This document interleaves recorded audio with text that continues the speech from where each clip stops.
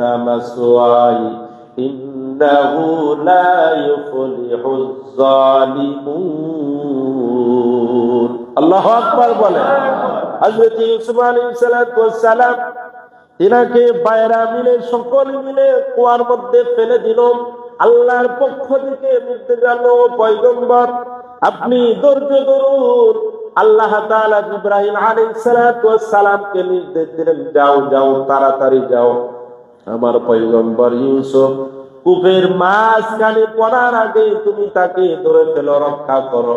আল্লাহর নির্দেশে হযরত জিবরাইল আলাইহিস সালাম 600 ডানা একবারে ব্যবহার করলেন।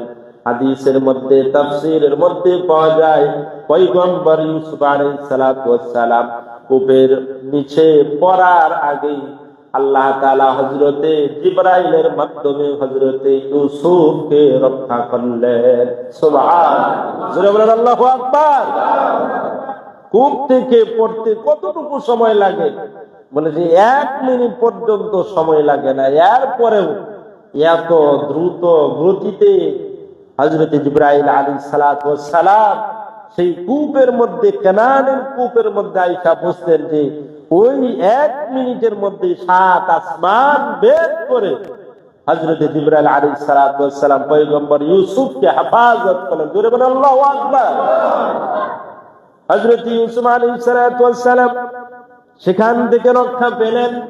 এরপর 3 দিন পর্যন্ত সেখানে নবুয়তি খাবার খেলেন জান্নাত থেকে। পয়গম্বর ইউসুফ আলাইহিস সালামকে আল্লাহ তাআলা মেহমানদারি করলেন। 3 দিনের পর হযরত ইউসুফ আলাইহিস সালামকে ঘোষণা দিয়ে দিলেন, পয়গম্বর আর এখানে থাকার সময় নয়। বণিকরা আসলো, আসার পর পানি তোলার জন্য বালতি কূপের মধ্যে নিক্ষেপ করলো। পয়গম্বর ইউসুফকে বললেন, সঙ্গে সঙ্গে আপনি এটা ধরে ফেলেন। সেই বণিকদের বালতি ধরে পয়গম্বর ইউসুফ আলাইহিস সালামকে বণিকরা উপরের দিকে টান দিতেছে, বালতি টান দিতেছে, রশি ধরে টান দিতেছে।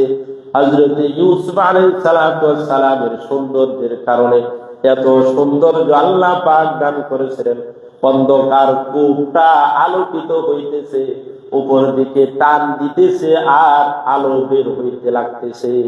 সুবহানাল্লাহ। হযরত ইউসুফ আলাইহিস সালামের ব্যাপারে আমাদের নবী সাইয়্যিদুনা মুহাম্মাদুর রাসূলুল্লাহ সাল্লাল্লাহু আলাইহি ওয়াসাল্লাম মেরাজ থেকে আসার পর নিজে বর্ণনা করছেন, বলছেন আমার ভাই ইউসুফকে আল্লাহ পাক এত সৌন্দর্য দান করেছেন, ও দুনিয়ার মানুষ